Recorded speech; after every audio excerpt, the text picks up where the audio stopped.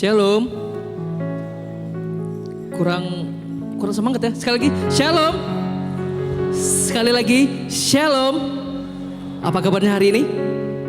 Saya percaya semua dalam perlindungan Tuhan. Ya, kami mau menyapa bagi jemaat tamu yang sekiranya baru pertama kali hadir di gereja ini. Selamat datang, selamat beribadah kepada Tuhan Yesus Kristus. Ya, jemaat Tuhan, kita tahu bahwa Yesus sangat amat teramat baik dalam kehidupan kita. Biarlah kita tetap memuji Dia dan selalu menyembah Dia dalam kehidupan kita. Karena hanya Dialah yang layak dipuji dan disembah. Sebagai ucapan syukur kita kepadanya, kita angkat pujian dan mengatakan, Kau yang layak. Saya undang jemaat untuk berdiri bersama-sama.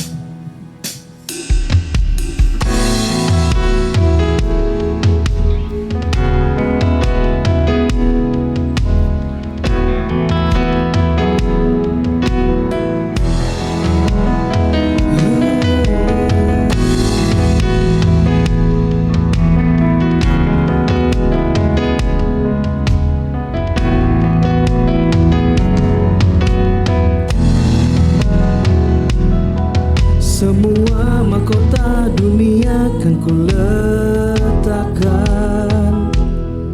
semua pujian manusia tak ku hiraukan.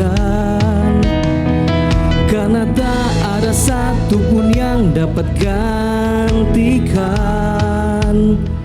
Hanya Kau yang kudus dan hanya Kau terbesar. Semua katakan, Kau yang layak, Kau yang layak, Kau yang layak disembah. Kau yang layak, Kau yang layak, Kau yang layak disembah.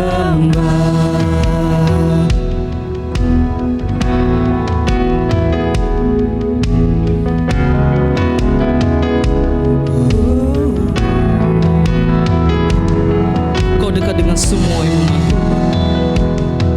Kau dekat dengan semua yang memanggilmu. Betapa besar dan mulianya karyamu.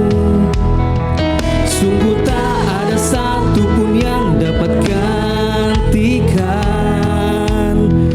Kini ku angkat tanganku dan ku semuanya katakan, Kau yang layak, Kau yang layak.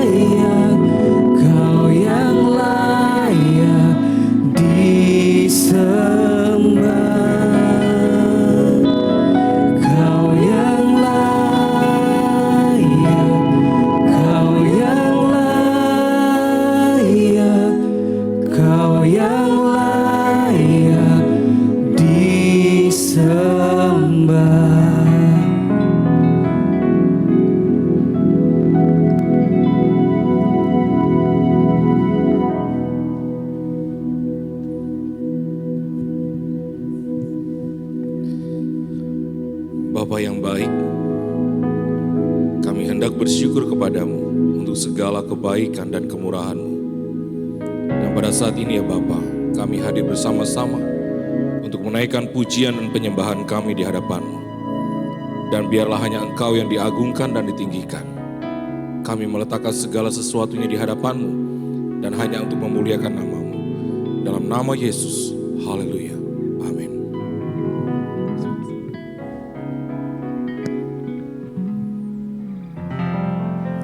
Ya, kita masih dalam sikap berdiri, masih semangat puji Tuhan. Kurang masih semangat puji Tuhan. Ya, jemaat Tuhan, pada malam ini saya merasa sangat bahagia. Ada yang tahu? Ya, saya merasa sangat bahagia karena saya dapat berkumpul bersama dengan saudara seiman di sini untuk memuji dan memuliakan nama Tuhan. Beri kemuliaan untuk Tuhan kita, kawan. Ya, kita angkat pujian. Dia mengatakan, hari ini kurasa bahagia.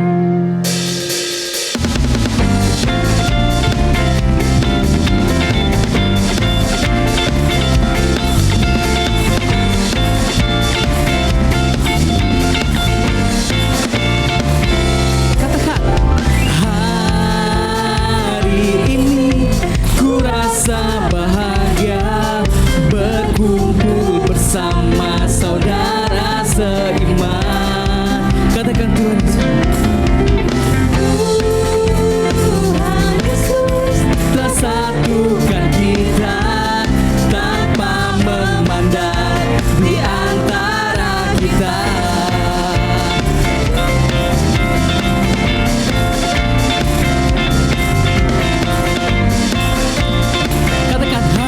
Kurasa bahagia.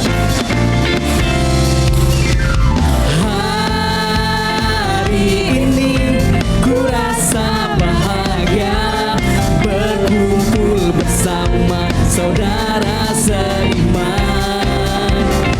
Tuhan Yesus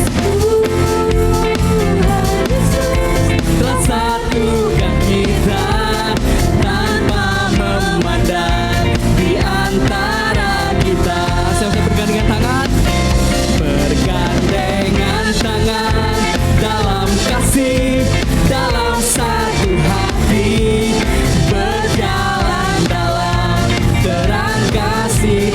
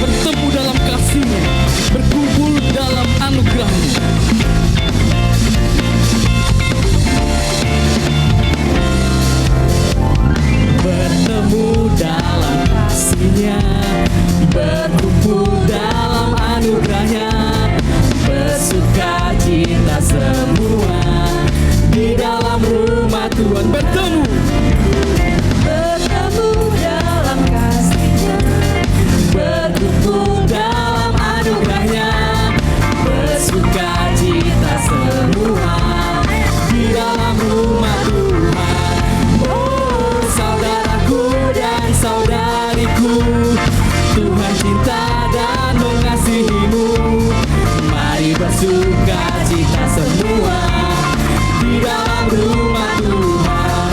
Oh, saudaraku dan saudariku, Tuhan cinta dan mengasihimu. Mari bersukacita semua di dalam rumah Tuhan.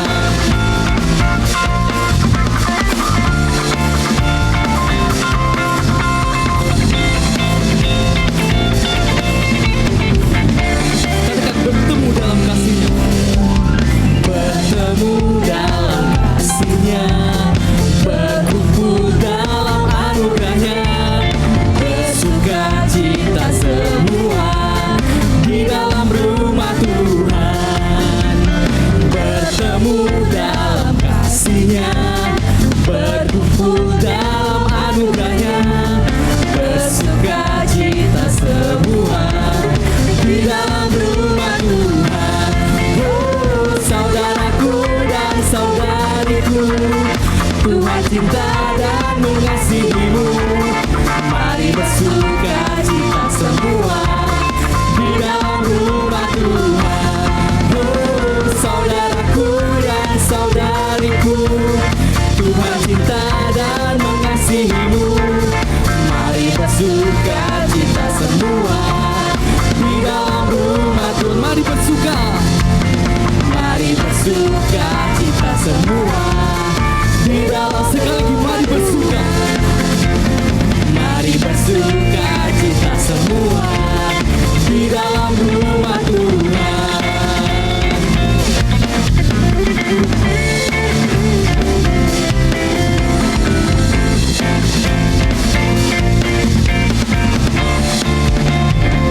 Beri kemuliaan untuk Tuhan kita. Ya, jemaat Tuhan, kita tahu bahwa Tuhan adalah tempat perlindungan untuk setiap hati yang terluka dan menara perlindungan bagi setiap orang yang membutuhkan. Kita akan menyiapkan hati kita untuk mendengarkan kebenaran firman Tuhan yang akan disampaikan oleh hamba-Nya. Kita angkat pujian yang mengatakan, sungguh indah Kau Tuhan.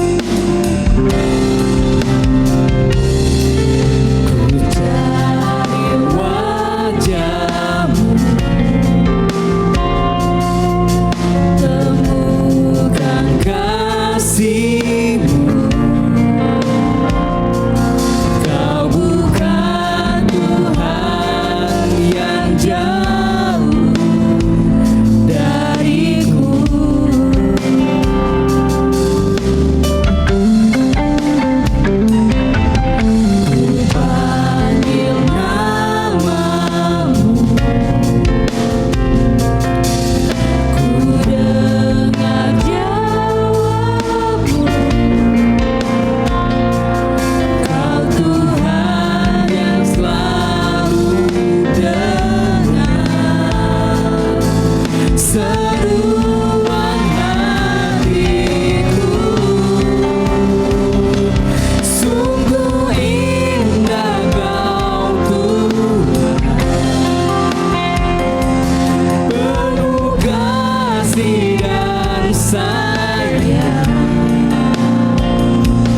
Kau tempat penghiburan bagi setiap hati yang terluka. Sungguh indah Kau Tuhan, menara perlindungan. Kau sumber kekuatan bagi semua orang yang membutuhkan. Mari katakan,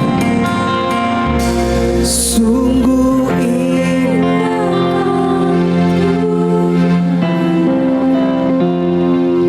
penuh kasih dan sayang. Kau tempat penghiburan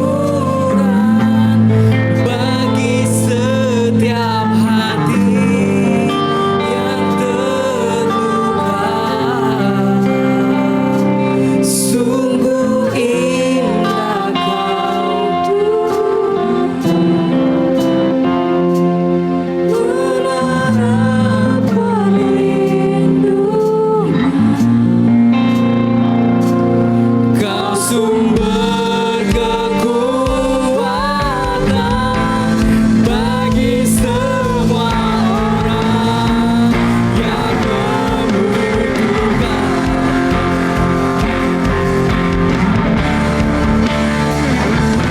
Sungguh indah Kau Tuhan,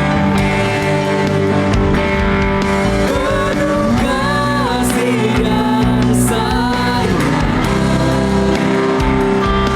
Kau tempat penghiburan bagi setiap hati yang terluka.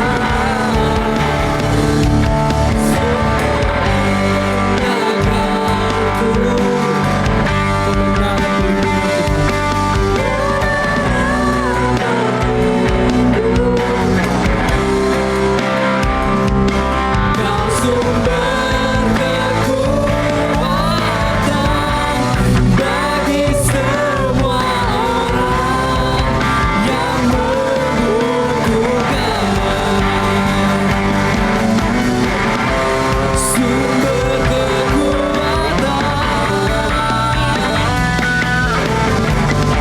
Sumber kekuatan,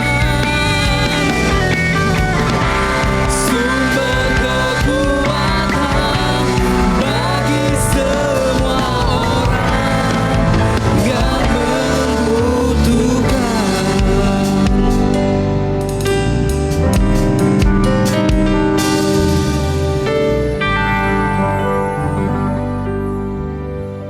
Bapa di surga, kami akan membaca firman Tuhan, mempelajarinya bersama-sama. Biarlah pimpinan Roh Kudus menolong kami sehingga kami bisa mengerti dengan baik kebenaran firman Tuhan ini. Dan juga kami semua yang mendengar firman Tuhan, mempelajarinya, diberi kekuatan untuk melakukannya di dalam kehidupan kami. Kami serahkan waktu ini ke dalam tangan Tuhan, dari awal sampai selesai pemberitaan firman Tuhan dalam kendali Roh Kudus. Dalam nama Yesus kami berdoa, haleluya, amin. Silakan duduk kembali.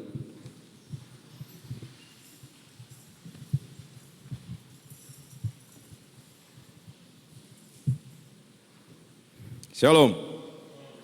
Ya, selamat malam buat kita semua.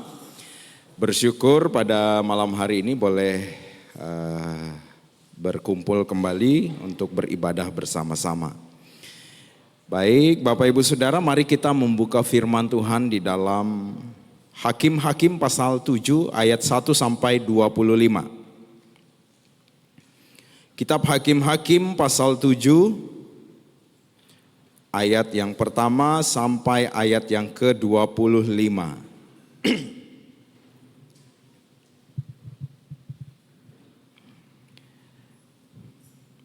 Kita baca bagian firman Tuhan ini bergantian Bapak Ibu Saudara. Saya ayat pertama, Bapak Ibu Saudara ayat yang kedua, kita bergantian sampai ayat 25. Firman Tuhan berbunyi demikian. Gideon mengusir musuh. Adapun Yerubbaal, itulah Gideon. Bangun pagi-pagi dengan segala rakyat yang bersama-sama dengan dia. Lalu mereka berkemah di dekat mata air Harod. Perkemahan orang Midian itu ada di sebelah utaranya, dekat Bukit More di lembah.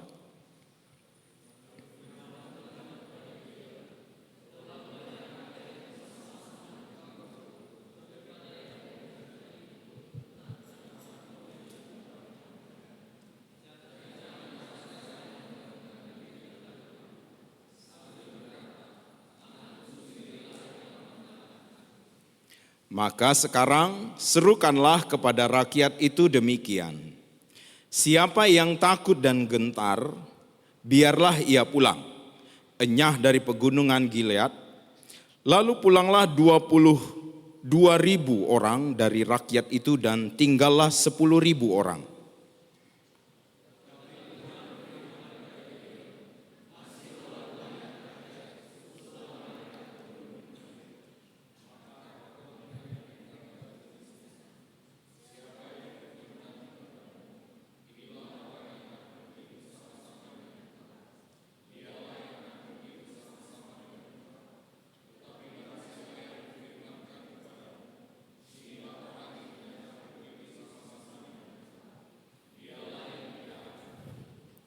Lalu Gideon menyuruh rakyat itu turun minum air dan berfirmanlah Tuhan kepadanya. Barang siapa yang menghirup air dengan lidahnya seperti anjing menjilat, haruslah kau kumpulkan tersendiri. Demikian juga semua orang yang berlutut untuk minum.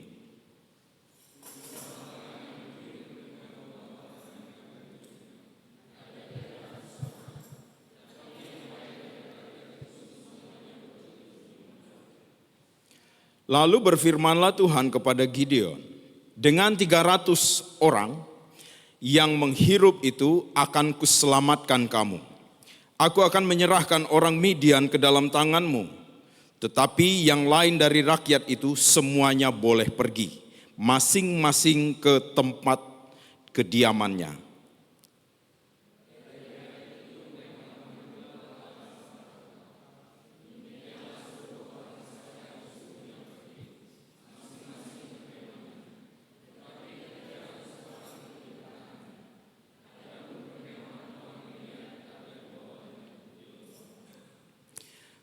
Pada malam itu berfirmanlah Tuhan kepadanya, bangunlah, turunlah, menyerbu perkemahan itu, sebab telah kuserahkan itu ke dalam tanganmu.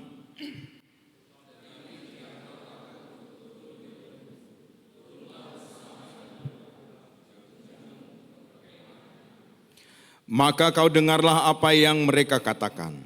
Kemudian engkau akan mendapat keberanian untuk turun menyerbu perkemahan itu.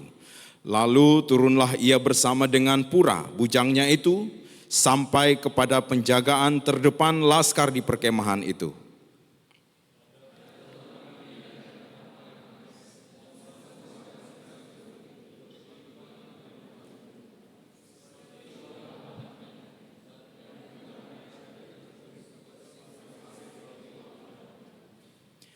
Ketika Gideon sampai ke situ, kebetulan ada seorang menceritakan mimpinya kepada temannya. Katanya, aku bermimpi, tampak sekeping roti jelai terguling masuk ke perkemahan orang Midian. Setelah sampai ke kemah ini, dilanggarnyalah kemah ini sehingga roboh dan dibongkar bangkirkannya. Demikianlah kemah ini habis runtuh.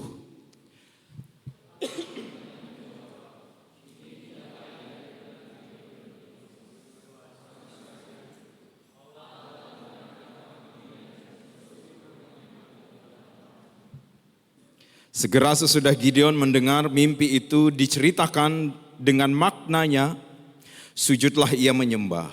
Kemudian pulanglah ia ke perkemahan orang Israel, lalu berkata, bangunlah, sebab Tuhan telah menyerahkan perkemahan orang Midian ke dalam tanganmu.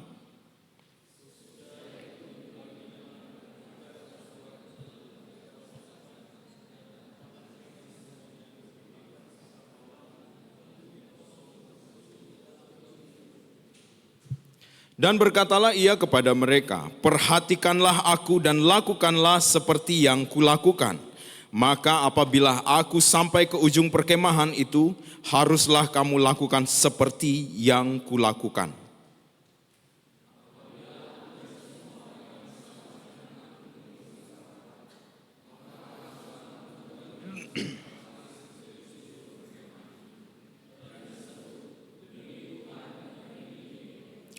Lalu Gideon dan ke-100 orang yang bersama-sama dengan dia sampai ke ujung perkemahan itu pada waktu permulaan giliran jaga tengah malam. Ketika penjaga-penjaga baru saja ditempatkan, lalu mereka meniup sangkakala sambil memecahkan buyung yang di tangan mereka.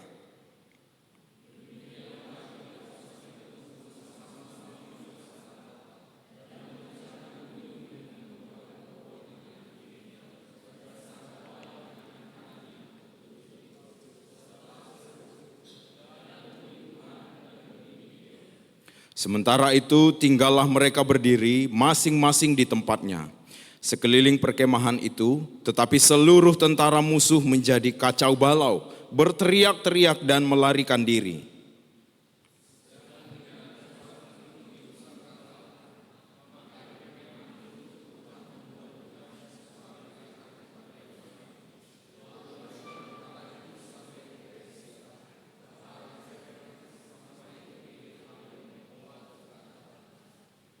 Kemudian dikerahkanlah orang-orang Israel dari suku Naftali dan dari suku Asyer dan dari segenap suku Manasye.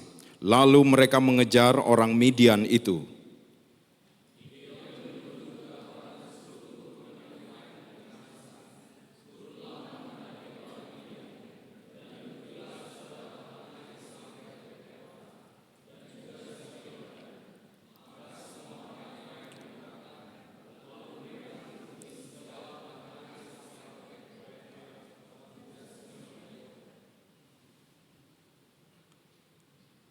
Ayat 25 ya.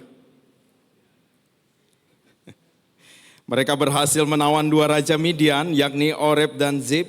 Oreb dibunuh di gunung batu Oreb dan Zeb dibunuh dalam tempat pemerasan anggur Zeb. Mereka mengejar orang Midian itu, lalu mereka membawa kepala Oreb dan kepala Zeb kepada Gideon di seberang sungai Yordan. Ya, demikian jauh pembacaan kita Bapak Ibu Saudara. Tema firman Tuhan yang akan kita pelajari bersama-sama minggu kedua di bulan April adalah kekuatan Allah menjadi nyata dalam kelemahan. Ketika saya membaca bagian cerita ini Bapak Ibu Saudara, ada satu hal yang menarik perhatian bagi saya secara pribadi. Ketika membacanya, yang saya tangkap adalah Allah ini senang sekali ya.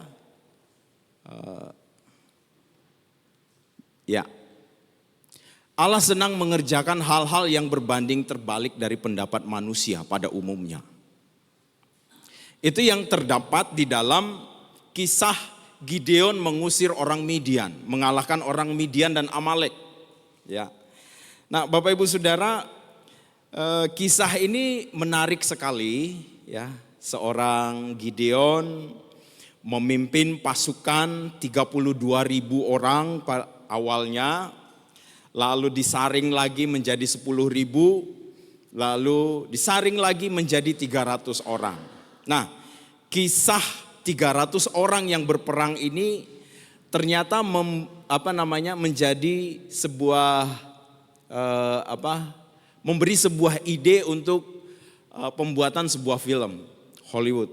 Ya, Bapak Ibu Saudara pernah nonton film ya, yang judulnya 300. prajurit Sparta, ya itu keren sekali filmnya dan sangat-sangat menarik menontonnya. Nah, Bapak Ibu yang saya kasih di dalam Tuhan, di dalam menjalani kehidupan kita manusia ini, kita selalu diizinkan untuk masuk ke dalam situasi-situasi yang membingungkan, situasi-situasi yang sulit dan di luar kendali kita. Sehingga segala sesuatu yang berada di luar kendali kita manusia ini, satu hal yang kita bisa lakukan, berserah saja kepada Tuhan. Ya, itu saja yang bisa kita lakukan. Di tanggal 27 bulan Maret lalu, kami rencana untuk cuti. Lalu saya sudah atur, nanti saya tanggal 27 ke Krayan, nanti istri dan anak-anak tanggal 1. Ternyata tanggal 1 maaf tidak terbang. Ya. Lalu saya pikir tidak mungkin semua pergi di tanggal 27. Saya bicara-bicara sama istri. Ya, sambil memikirkan kekacauan rencana inilah. Lalu istri saya bilang, ya kita hanya bisa merencanakan, kita hanya bisa apa? Dia bilang kita bisa merencanakan tetapi segala sesuatunya ya terlaksana atas seizin Tuhan. Gitu ya.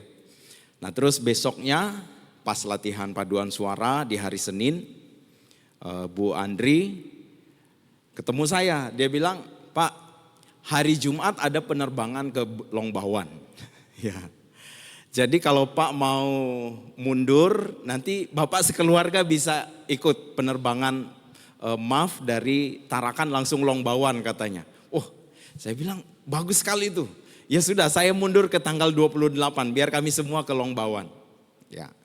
Nah, Bapak Ibu Saudara, ini salah satu contoh bahwa segala sesuatu yang sudah ada di luar kendali manusia itu sebenarnya masih ada dalam kendali Tuhan, ya. Hanya manusia yang tidak bisa mengendalikannya lagi. Tetapi semua ada di dalam kendali Tuhan sendiri. Kami sudah mendoakan rencana untuk liburan ke Krayan di liburan Lebaran kemarin. Kami sudah mendoakannya, kami sudah menyerahkannya kepada Tuhan. Dan memang walaupun di awal ada ada kesulitan-kesulitan, tetapi Tuhan membuka jalan. Nah, Bapak Ibu Saudara, ketika manusia masuk ke dalam situasi sulit, ketika manusia masuk dalam situasi yang genting, justru dengan sengaja Allah memilih, ya, dengan sengaja Allah memilih kadang cara-cara yang tidak masuk akal. Contoh, di dalam konteks yang kita baca ini, orang Israel itu sedang berperang melawan orang Midian. Orang Midian menguasai mereka. Tidak ada pemimpin, tidak ada hakim lagi yang memimpin mereka untuk berperang melawan orang Midian. Sehingga orang Israel membuat tempat perlindungan di goa-goa, di bukit-bukit. Karena orang Midian datang menyerang terus, Bapak Ibu Saudara. Tetapi melihat situasi ini, Allah justru dengan sengaja memilih orang yang dalam kategori manusia untuk dipilih sebagai pemimpin, menjadi pemimpin perang. Gideon ini salah satu yang tidak masuk hitungan, Bapak Ibu Saudara. Ya. Tetapi ketika Tuhan memilih orang yang lemah, Dia mengubah itu menjadi alat kemuliaannya. Nah, hal ini Allah lakukan berkali-kali. Dalam sejarah umat manusia, Allah melakukannya berkali-kali, Bapak Ibu Saudara. Hal-hal yang mustahil kadang Allah perintahkan untuk manusia kerjakan. Hanya orang-orang yang taat, orang-orang yang setia, yang sanggup melihat kemuliaan di balik rancangan-rancangan Tuhan itu. Misalnya Abraham disuruh meninggalkan tanah kelahirannya, menuju ke Kanaan sebenarnya.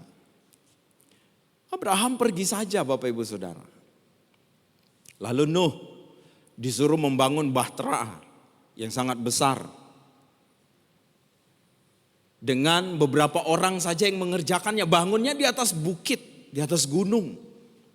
Jauh dari perairan, jauh dari laut. Ini sesuatu yang tidak masuk akal. Kecuali yang bahtera Nuh yang dibangun oleh Nur. Yang ada di SPS.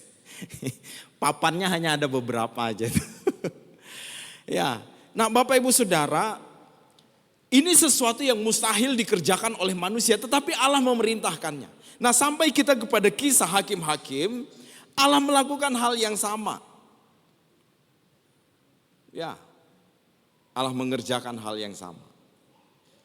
Waktu orang Israel keluar dari Mesir juga sama Bapak Ibu Saudara.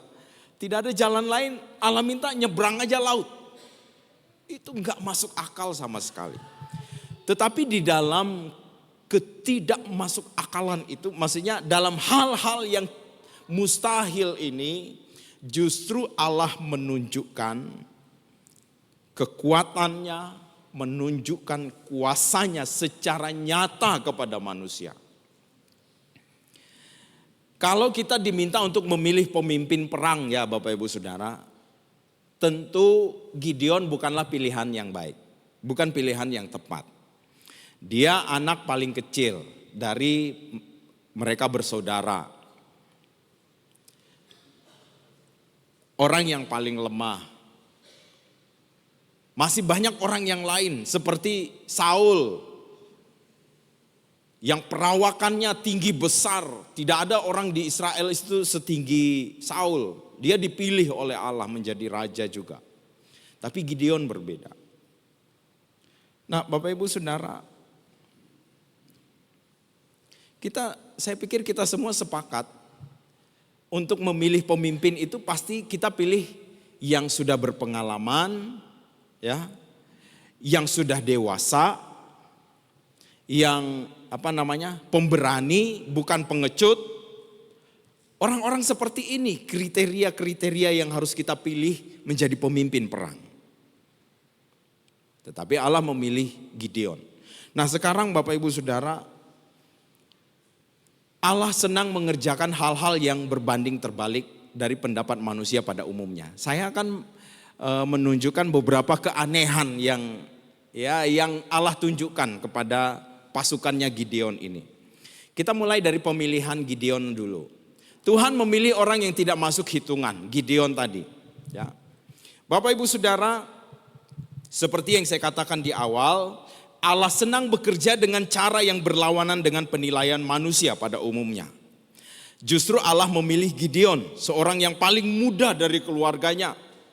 Gideon tidak terpilih karena dia layak. Gideon tidak terpilih karena dia sudah mahir dalam berperang. Gideon tidak terpilih karena dia sudah terlibat di dalam peperangan dalam waktu yang cukup lama. Artinya dia sudah berpengalaman.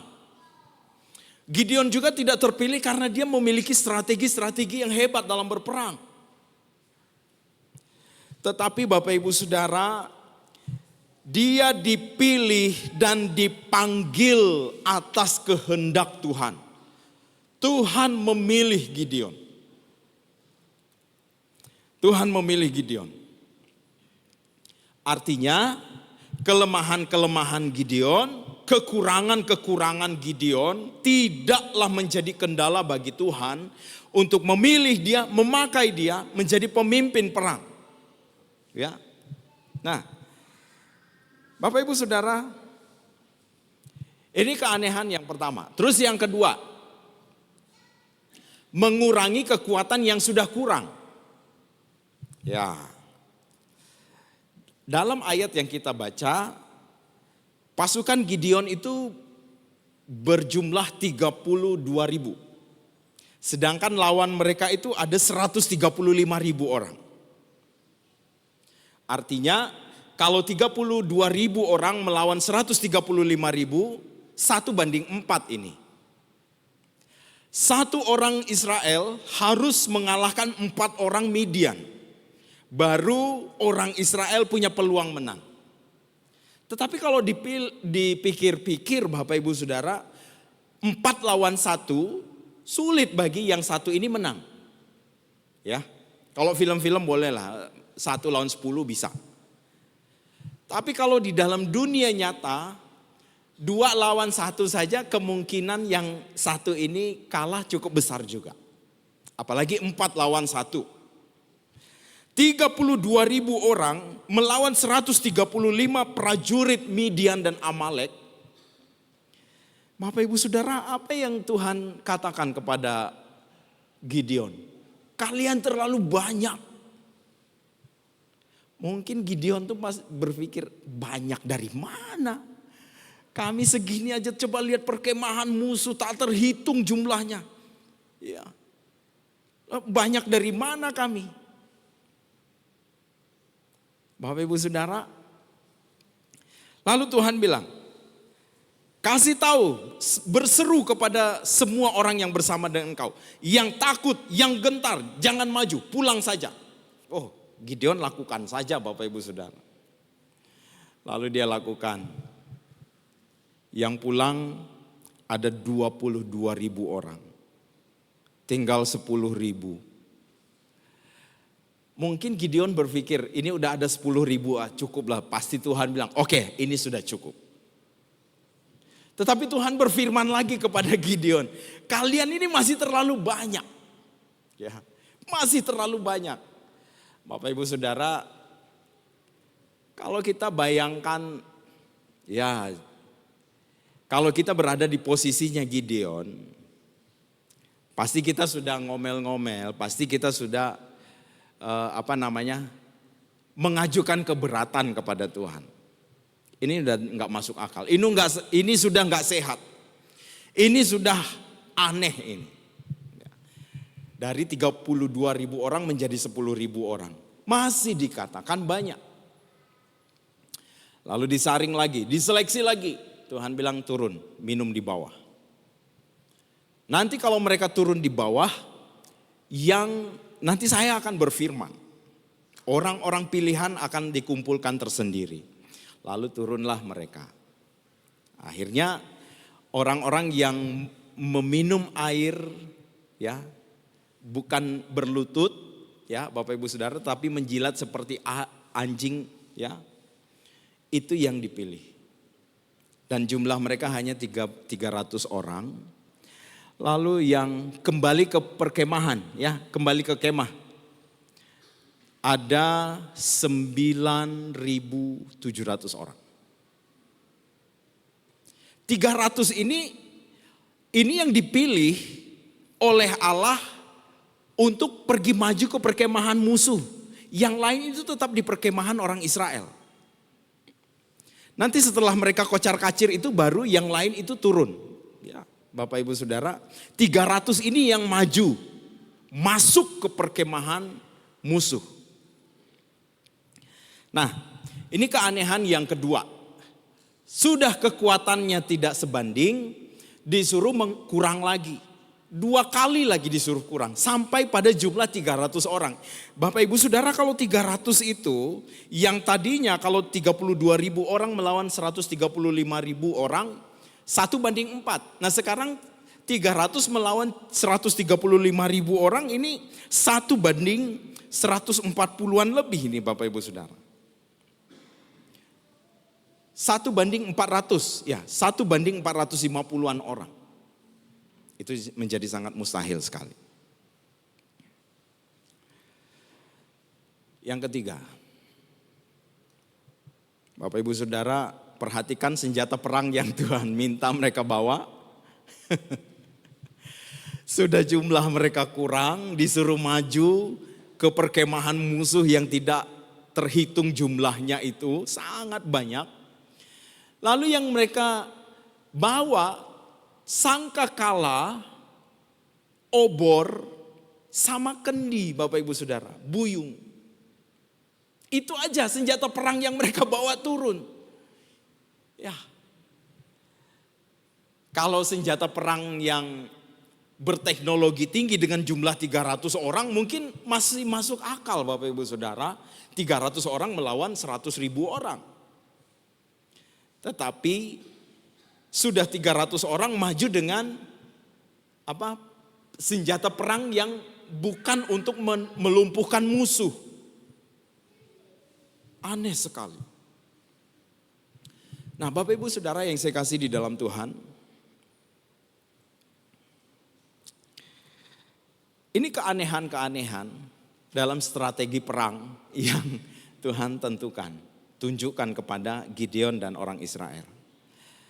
Ya, saya tidak bisa membayangkan seperti apa 300 orang ini menerima senjata perang itu. Tetapi Bapak Ibu Saudara, sekali lagi sesuai dengan tema kita, dalam kekuatan Allah akan semakin nyata dalam kelemahan.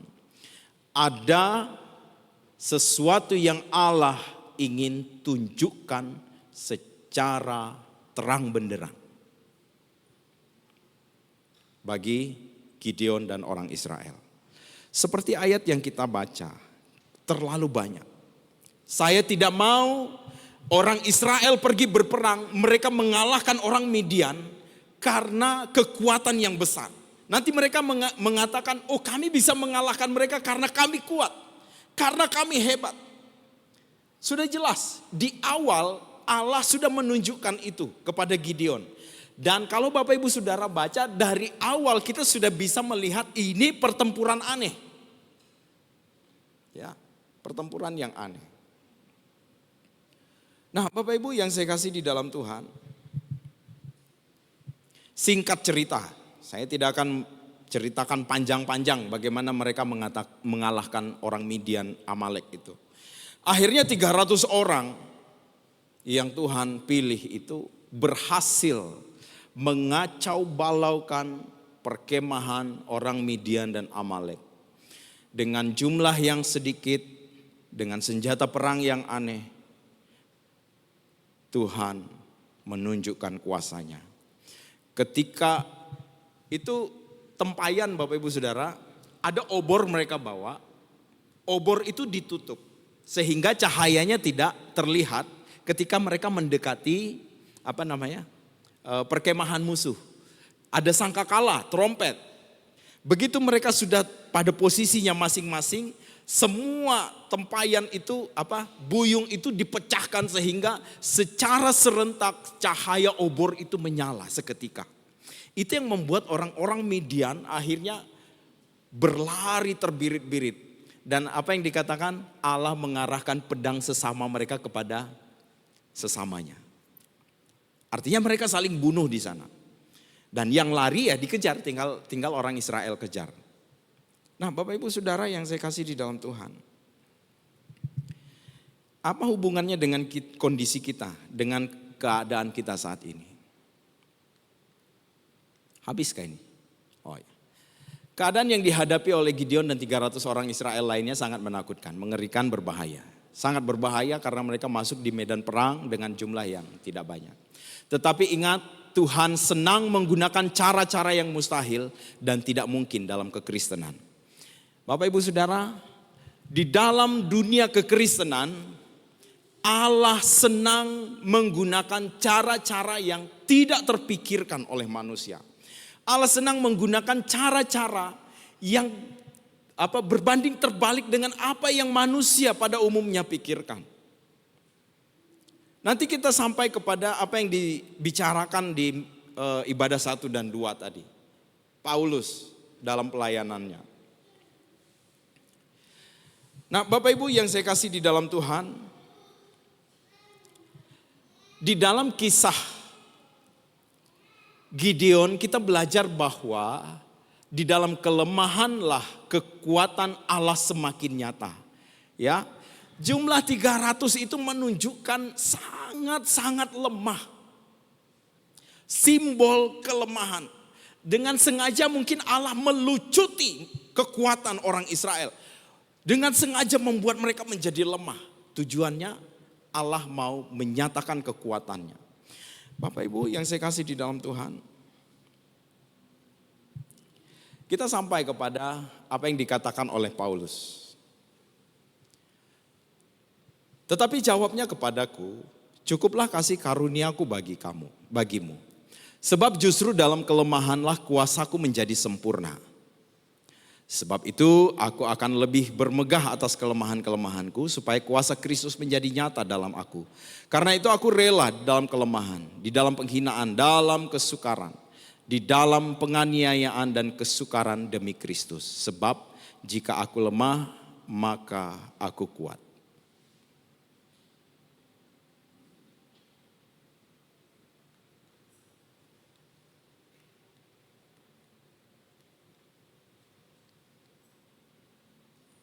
Dalam bahasa Indonesia masa kini Bapak Ibu Saudara,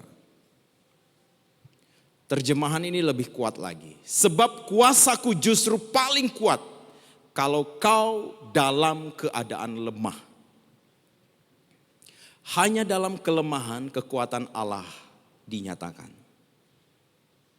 Ketika seorang dapat melakukan sesuatu dengan kekuatannya sendiri, kita dengan mudah menyimpulkan itu karena dia kuat, itu karena dia mampu, itu karena dia hebat, itu karena dia memang bisa menyelesaikannya.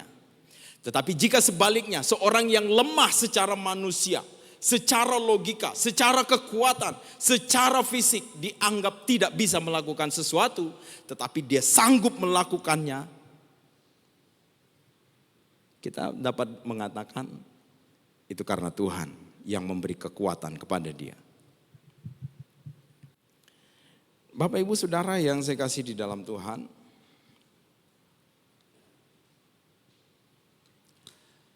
saya senang dengan ini tafsiran ya Bapak Ibu Saudara. Jamieson mengatakan Tuhan lebih membutuhkan kelemahan kita daripada kekuatan kita. Kekuatan kita seringkali adalah saingannya. Kelemahan kita adalah hambanya yang memanfaatkan sumber dayanya dan menunjukkan kemuliaannya. Keterpurukan manusia adalah kesempatan Allah. Kelemahan manusia ya Bapak Ibu Saudara adalah kesempatan Allah. Tetapi keamanan artinya kekuatan manusia adalah kesempatan setan. Bapak Ibu Saudara, Tuhan lebih senang kelemahan kita daripada kekuatan kita. Ini maksudnya karena di dalam kelemahanlah kuasa Tuhan itu akan dinyatakan. Nah sekarang Bapak Ibu Saudara, seringkali Tuhan mengizinkan kita seperti Paulus menghadapi kondisi-kondisi yang sulit. Menghadapi situasi-situasi yang tidak menyenangkan. Seringkali Tuhan mengizinkan kita masuk di sana. Masuk di dalam kelemahan-kelemahan itu. Bisa saja itu berupa sakit penyakit. Bisa saja itu penderitaan persoalan hidup. Tekanan-tekanan hidup. Tuhan seringkali mengizinkan kita ada di sana. Supaya di dalam kelemahan itu kekuatan Allah dinyatakan dan ditunjukkan kepada kita. Sekarang apa kelemahanmu Bapak Ibu Saudara? Apa kelemahan kita sekarang? Apakah kelemahanmu adalah penderitaan fisikmu? Beban batinmu? Atau sakit penyakit yang kau derita? Mungkin kelemahanmu itu juga bisa muncul dari keluarga Bapak Ibu. Bisa juga muncul dari suami atau istri. Bisa juga kelemahan itu muncul dari pekerjaan, dari usaha, dari perkuliahan, hubungan. Bisa juga dia muncul dari pertemanan. Bisa juga kelemahan itu muncul dari atasanmu di tempat kerja, dari bosmu, dari dosenmu, dari gurumu, dari kakekmu, dari nenekmu, dari mertuamu, dari anak-anakmu.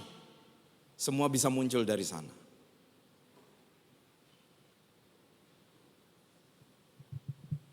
Apakah salah kalau kita berdoa kepada Tuhan, minta supaya Tuhan angkat kelemahan itu? Tidak salah. Enggak ada yang salah di situ. Seperti Paulus meminta supaya Tuhan 3 kali, kata Paulus, angkat duri dalam dagingnya. Tidak salah kita berdoa supaya Tuhan mengangkat itu. Mengangkat kelemahan-kelemahan kita. Mengangkat penderitaan kita. Tidak salah kita berdoa minta Tuhan mengangkat kelemahan masalah-masalah kita. Jika Tuhan berkenan mengangkatnya, menyelesaikannya, puji Tuhan. Puji Tuhan. Tetapi Bapak Ibu Saudara, jika seandainya Tuhan katakan, saya tidak akan angkat itu, ya, atau seandainya Tuhan bilang, belum waktunya saya mengangkat itu, belum waktunya saya selesaikan itu bagimu, jangan mengeluh. Karena apa? Di dalam kelemahan itulah kuasa Tuhan akan dinyatakan. Di dalam kelemahan itulah kuasa Tuhan akan terbukti. Ini firman Tuhan buat kita. Kiranya lewat firman Tuhan malam hari ini, kita boleh menghadapi hari-hari kita dengan percaya penuh kepada Tuhan. Sekalipun kita menghadapi kondisi yang sulit, jangan berkecil hati, jangan mengeluh. Percayalah bahwa Tuhan akan menyatakan kuasanya, kekuatannya dalam kehidupan kita. Tunggu saja waktunya. Hanya orang-orang yang sabar yang akan melihat kemuliaan itu. Mari kita berdoa. Bapa di surga, terima kasih untuk kebenaran firman-Mu buat kami pada hari ini. Adalah benar dalam kelemahan kuasa Tuhan akan dinyatakan. Kalau segala sesuatunya kami andalkan kekuatan kami, maka itu akan membuat kami semakin lama bisa melupakan Tuhan dan hanya mengandalkan kekuatan sendiri. Tetapi lewat firman Tuhan hari ini kami disadarkan. Kadang Tuhan izinkan kami untuk masuk di kelemahan-kelemahan kami. Sehingga kuasa Tuhan bisa dinyatakan di sana. Asal kami percaya saja kepada Tuhan, tidak ragu, tidak bimbang akan kuasa-Mu. Terima kasih Bapa di surga, ajar kami untuk berdiri teguh dalam iman kami kepada Tuhan dan percaya kepada Tuhan dalam segala keadaan. Dalam nama Yesus kami berdoa, haleluya, amin.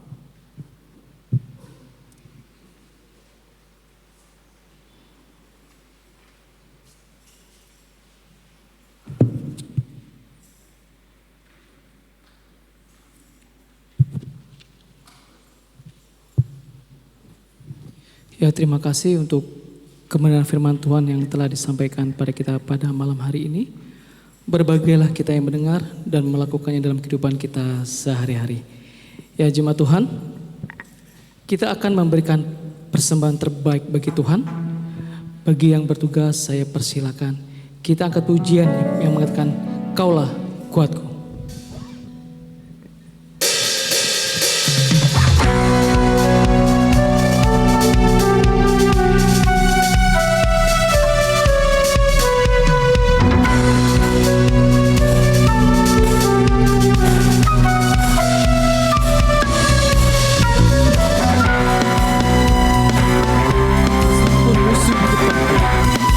Kami tahu bahwa Kau Allah yang kuat, Allah yang dahsyat.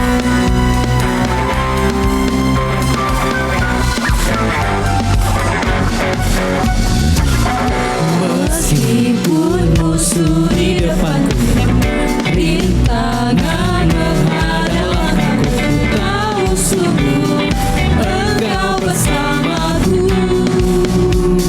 Beribu rebah di kiriku, beribu rebah di kiriku, berlaksa di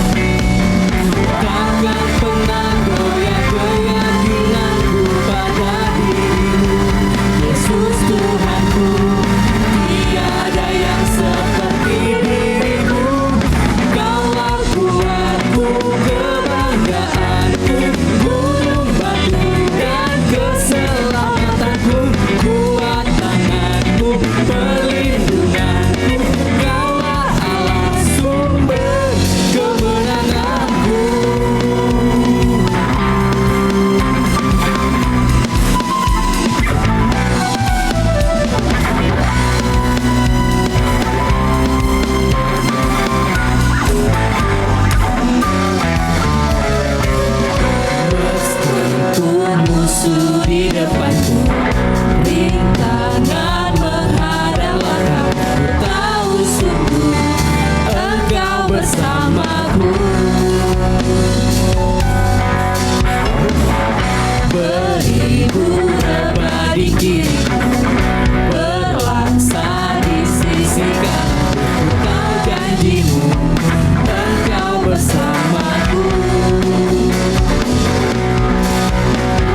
Takkan pernah goyah keyakinanku pada dirimu, Yesus Tuhanku. Tiada yang seperti dirimu. Kaulah kuatku, kebanggaanku, gunung batu dan keselamatanku. Kuat tanganku, perlindunganku. Kaulah Allah, sumber kemenangan. Kaulah kuatku, kebanggaanku, gunung batu dan keselamatanku. Kuat tanganku, perlindunganku. Kaulah Allah, sumber kemenanganku. Sumber kemenanganku. Sumber kemenangan, Allahku dahsyat.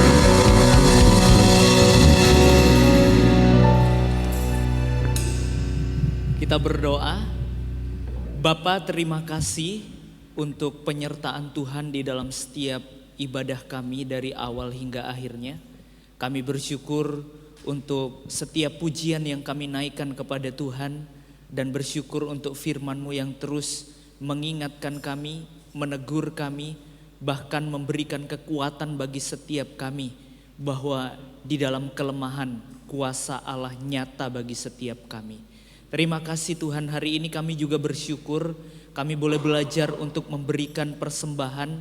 Kiranya Tuhan yang memberkati persembahan yang kami kumpulkan. Tuhan, kiranya Engkau yang terus berkarya melalui persembahan kami boleh berguna bagi pekerjaan Tuhan di gereja ini. Tuhan memberkati setiap pengurus BPJ yang mengelolanya. Tuhan berikan hikmat supaya semuanya boleh diatur dengan baik dengan pimpinan dan pertolongan Tuhan. Terima kasih Bapa. Kami terus serahkan seluruhnya ke dalam tangan Tuhan. Dalam nama Tuhan Yesus kami sudah berdoa dan bersyukur. Amin.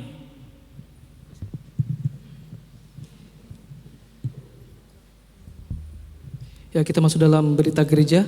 Jika ada yang disampaikan, saya persilakan.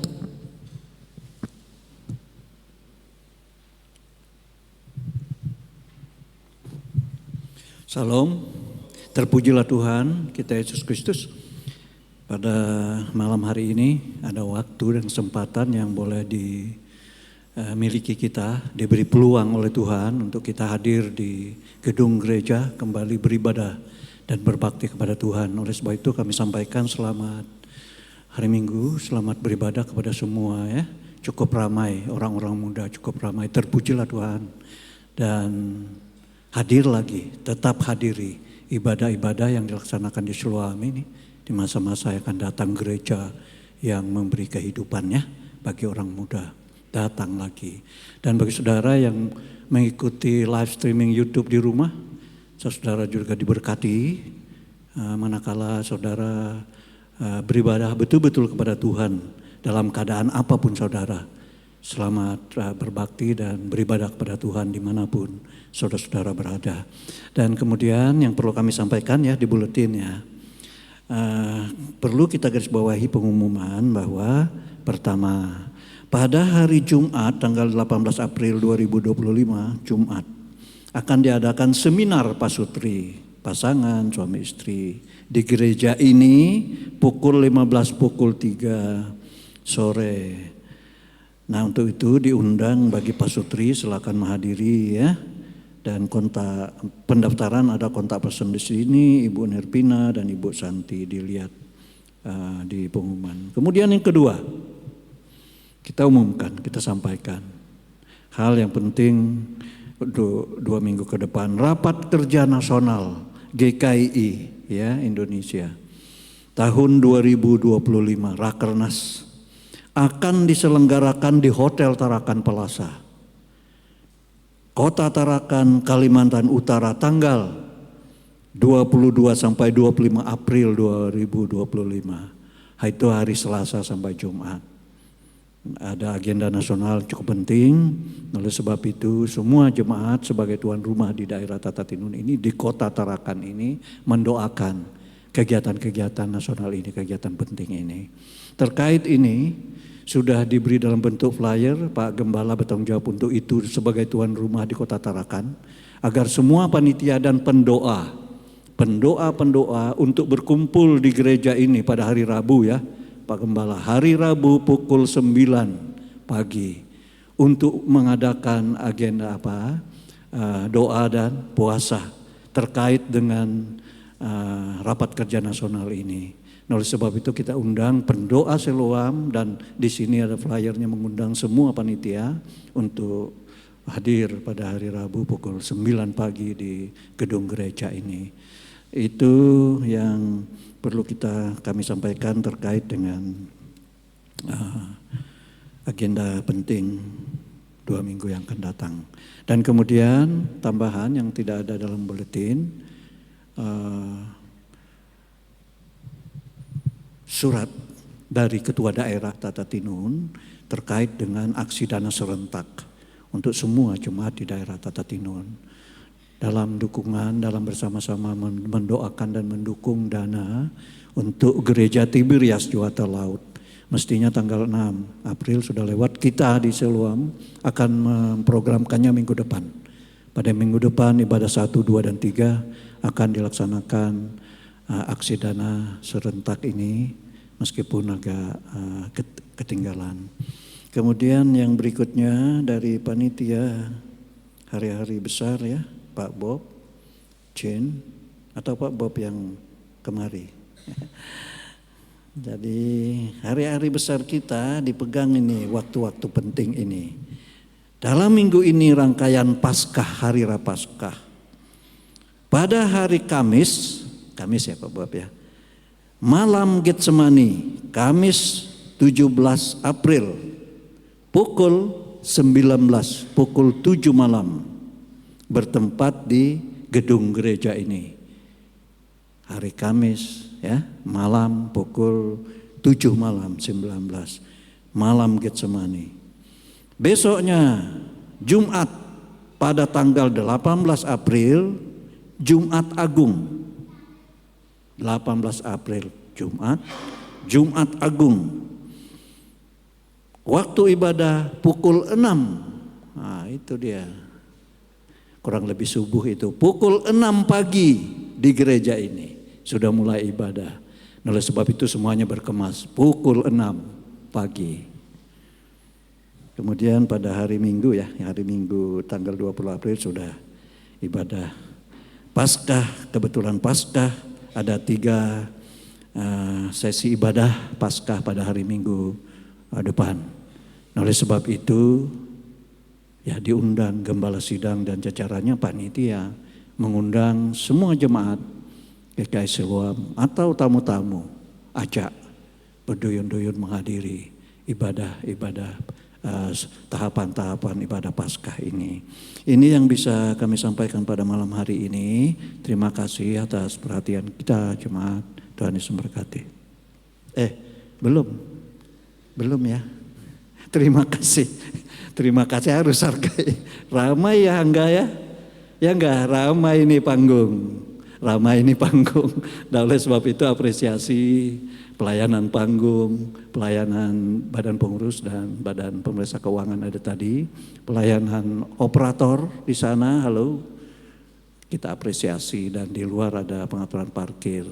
Nah, oleh sebab itu menarikkan, ramaikan panggungnya, datang lagi kita beribadah di malam hari, orang-orang muda.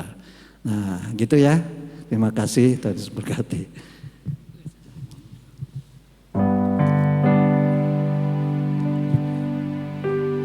Ya, jemaat Tuhan, di awal tahun 2025 begitu banyak bencana yang menimpa bangsa Indonesia. Entah itu banjir, tanah longsor, gempa bumi, bahkan erupsi gunung berapi. Untuk itu, saya mengajak kita semua berdoa untuk bangsa ini, agar Tuhan menyatakan kemuliaan-Nya dan mencurahkan kuasa-Nya atas negeri ini, kita akan mengakhiri ibadah pada malam hari ini. Saya undang jemaat untuk berdiri bersama-sama. Kita naikkan pujian dan mengatakan Indonesia bagi kemuliaan.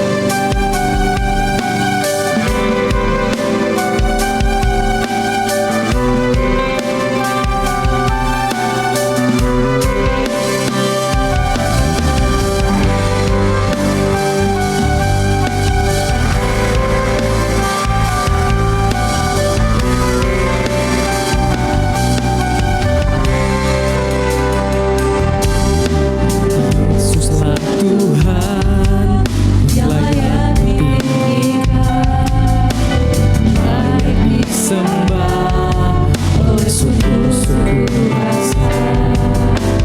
Dengan darah-Mu Kau telah tebus dosaku, genapi Tuhan firman-Mu atas negeriku.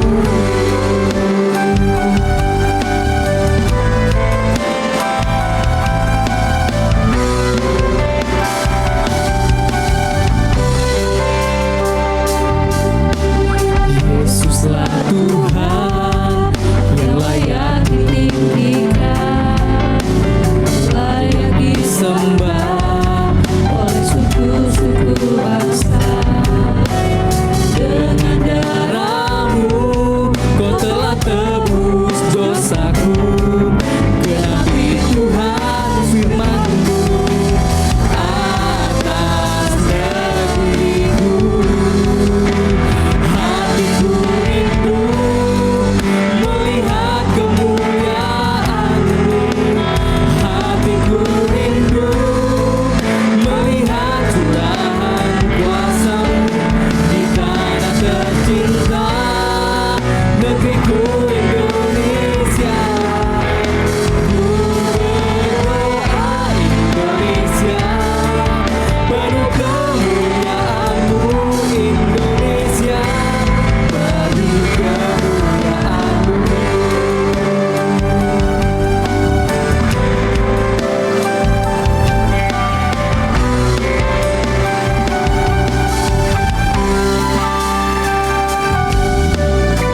Yesuslah Tuhan yang layak ditinggikan, layak disembah oleh suku-suku bangsa.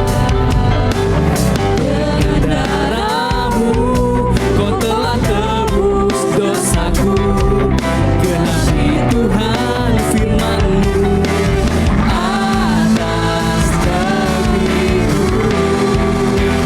Hatiku rindu melihat kemuliaan-Mu, hatiku rindu melihat curahan kuasa-Mu di tanah tercinta, negeriku Indonesia. Ku berdoa Indonesia, penuh kemuliaan-Mu Indonesia, bagi kemuliaan-Mu.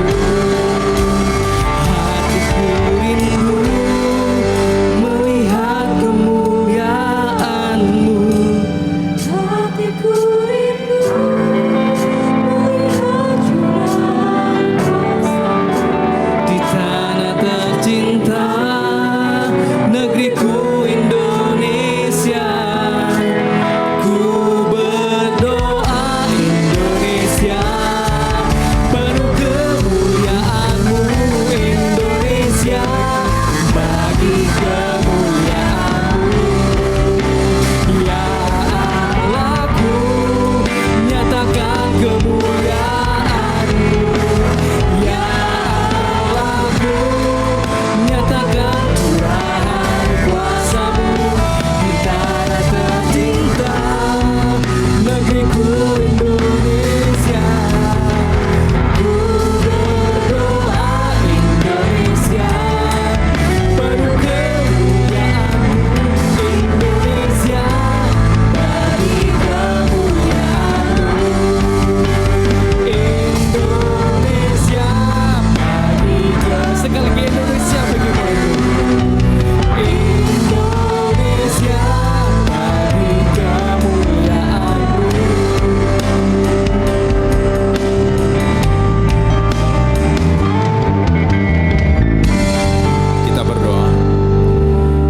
surga, kami sungguh bersyukur kepadamu untuk pimpinan Tuhan, pertolongan dan penyertaan Tuhan bagi kami semua dalam ibadah ini dari awal sampai selesai. Segala kemuliaan kiranya hanya milik Tuhan saja, dan nama Tuhan diagungkan dan ditinggikan. Ibadah kami menyenangkan hati-Mu, dan berdoa untuk seluruh jemaat Tuhan yang sudah meluangkan waktunya untuk datang berbakti kepada Tuhan malam hari ini. Bapa, kiranya berkat-berkat-Mu juga Engkau curahkan dalam kehidupan kami semua. Dan juga penyertaan Roh Kudus dinyatakan dalam pribadi kehidupan setiap orang. Secara khusus ketika kami melaksanakan aktivitas kami sepekan ke depan. Mohon agar kami semua dalam perlindungan Roh Kudus. Apa yang kami kerjakan diberkati, sehingga semuanya boleh berhasil di jalan Tuhan. Jemaat-Mu yang bekerja Engkau mampukan untuk mengerjakan dan memberi yang terbaik bagi Tuhan. Begitu juga yang sedang menjalankan dan mengembangkan usaha-usaha yang sudah mereka bangun. Tuhan juga memberkati usaha-usaha itu. Anak-anak kami dalam pendidikan dan perkuliahan mereka, kiranya Tuhan juga menolong. Jemaat Tuhan yang mencari pekerjaan dalam pimpinan Tuhan juga. Terima kasih Bapa di surga, terpuji nama-Mu. Jaga lindungi seluruh jemaat-Mu dalam perjalanan kembali ke rumah masing-masing agar tiba dengan selamat. Jemaat Tuhan pulanglah. Kiranya damai dan sejahtera dari Allah Bapa, kasih dan anugerah di dalam Tuhan kita Yesus Kristus, pimpinan serta tuntunan Roh Kudus dinyatakan dalam kehidupan-Mu mulai hari ini sampai Yesus Kristus datang untuk yang kedua kalinya, melantik kita saleh-salehnya masuk ke dalam kerajaan surga yang kekal itu. Haleluya. Amin.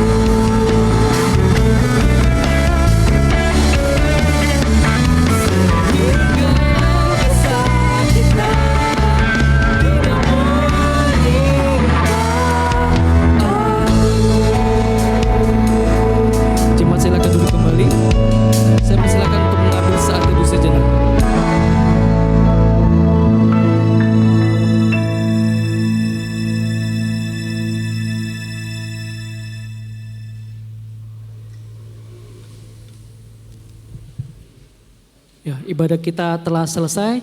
Selamat malam, selamat hari Minggu, dan shalom.